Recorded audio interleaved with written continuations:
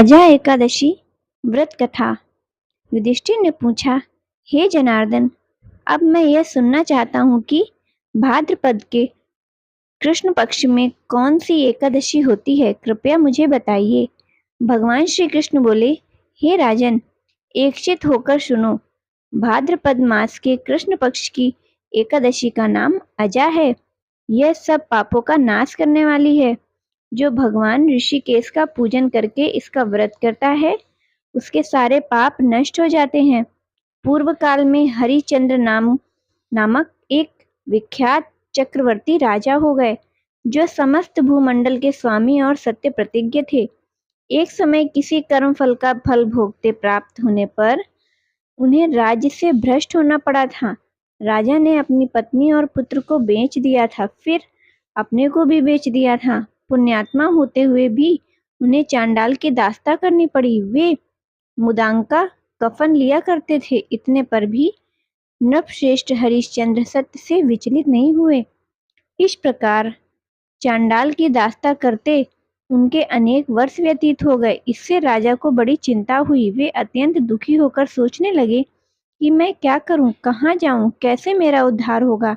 इस प्रकार चिंता करते करते वे शोक से समुद्र में डूब गए। राजा को आतुर जानकर कोई मुनि उनके पास आए और वे महर्षि गौतम थे। श्रेष्ठ ब्राह्मण को आया देख उनके चरणों में उन्होंने प्रणाम किया और दोनों हाथ जोड़कर गौतम के सामने खड़े हो गए और अपना सारा दुख समय समाचार कह सुनाया। राजा की बात सुनकर गौतम ने कहा, राजन, भाद्रपद के कृष्ण पक्ष में अत्यंत कल्याणमयी अजा नाम की एकादशी आ रही है, जो पुण्य प्रदान करने वाली है। इसका व्रत करो, इसके पाप का अंत होगा। तुम्हारे भाग्य से आज के 7वें दिन एकादशी है।